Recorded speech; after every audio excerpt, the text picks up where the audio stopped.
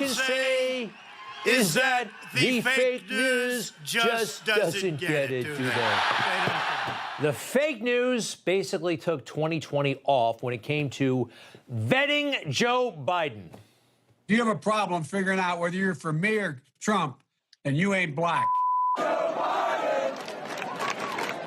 Joe Biden!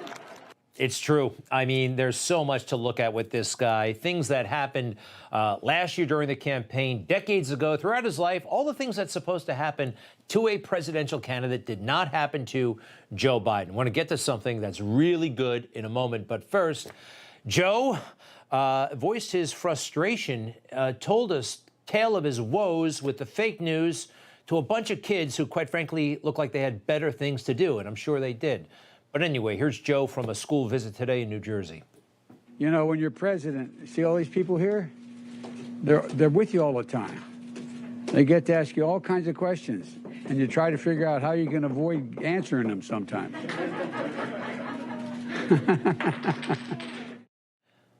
He's really holding that audience spellbound, huh? Those kids don't care about Joe Biden. There's not much star quality there.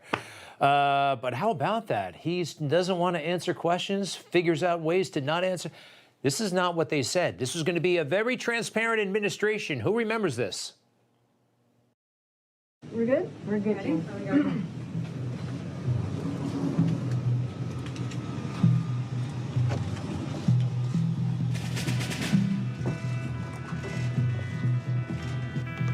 When the president asked me to serve in this role, we talked about the importance of bringing truth and transparency back to the briefing room.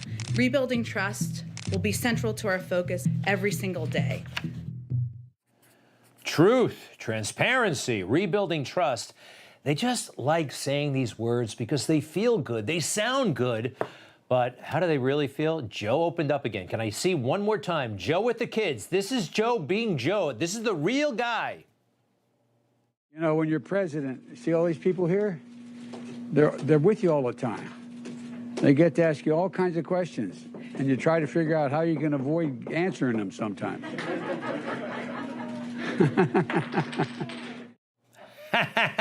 Not funny. But this is. So last year, Joe got into an argument with an auto worker by the name of Jerry Wayne. This should have been a much bigger deal.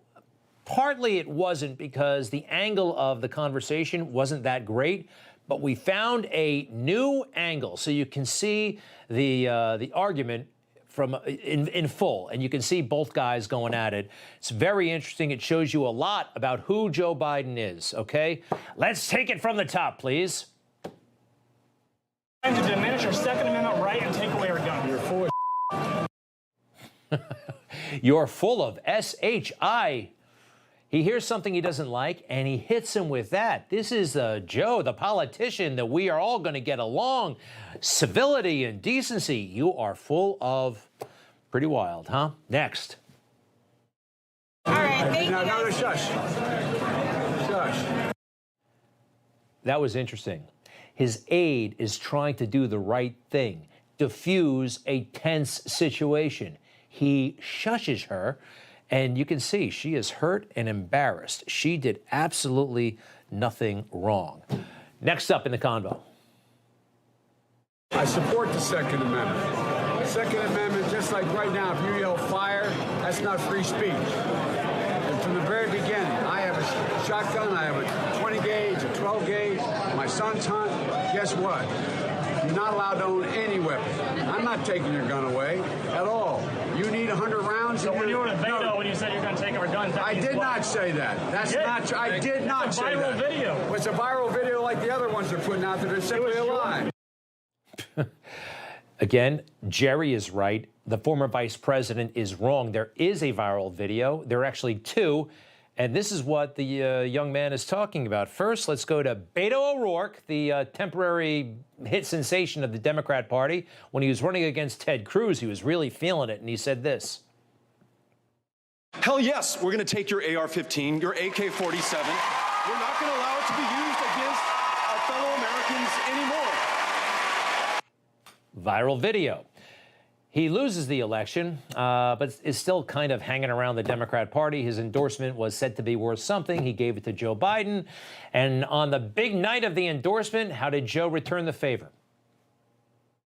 I want to make something clear.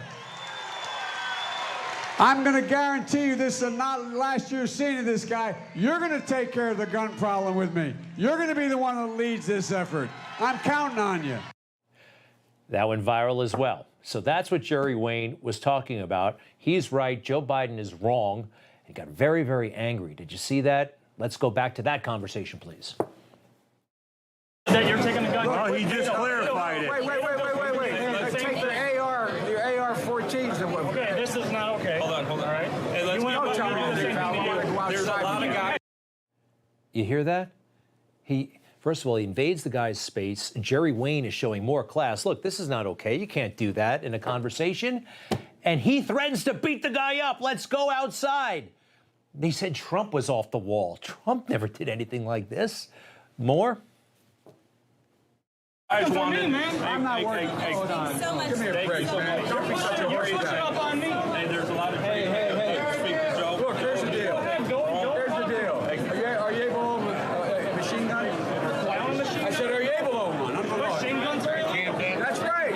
So AR-15's illegal. How is that a machine gun? No, it's not. Semi-automatic. Yeah, do you need 100 rounds? Do you need 100 rounds? That's in America with handguns and there are what you call assault rifles. Why are you advocating for assault rifles when people are dying by handguns?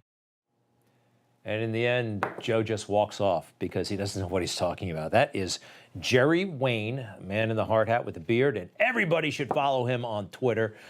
Jerry Wayne, AR-14, a true patriot. All right, meanwhile, there's a tight gubernatorial election in Virginia, New Jersey, Terry McAuliffe versus Youngkin, and it looks like this could go the Republicans' way. But so Obama came in to jazz up the situation, excite the base. I don't think it worked, but here's a little bit from him. All across the country, Democrats are trying to make it easier to vote, not make it harder to vote, and push back on Republicans who are trying to systematically prevent ordinary citizens from making their voices heard.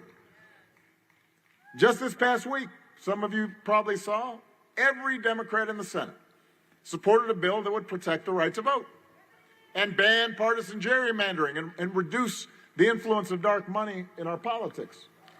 Every Democrat voted for it. Every Republican voted against it. This is the elitism, the lack of respect for people, systematically push ordinary Americans from voting. This is more than insincerity. These are lies. These are absolute lies. And you can see there's a contempt. He's been out of the game for a long time. America has grown up, and we don't buy this crap anymore. Next. Here we are trying to recover from a global pandemic that has killed more than 700,000 Americans, that shut down thousands of small businesses and put millions out of work. We don't have time to be wasting on these phony, trumped-up culture wars, this fake outrage that the right-wing media peddles to juice their ratings, and the fact that he's willing to go along with it instead of talking about serious problems that actually affect serious people. That's a shame. That's not what this election's about. I guess I'm part of the right-wing media. These are very important issues.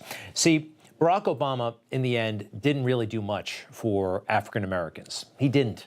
Their situation actually declined. It improved dramatically under President Trump.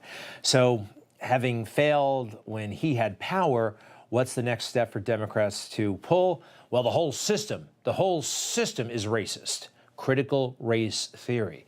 This isn't some side, foolish culture war issue. This is our culture. This is our country, our way of life. This is significant. You can brush it off, but the people are onto you, and they are a lot smarter than you think, Mr. Former President. One more from him. We ain't got time to be tired. We don't have time to be tired. What is required is sustained effort. What did he say? We don't have time to be tired. I think he pulled the Southern accent thing that he sometimes does with certain audiences. He changes who he is depending upon who he's talking to. You know who never does that? Trump.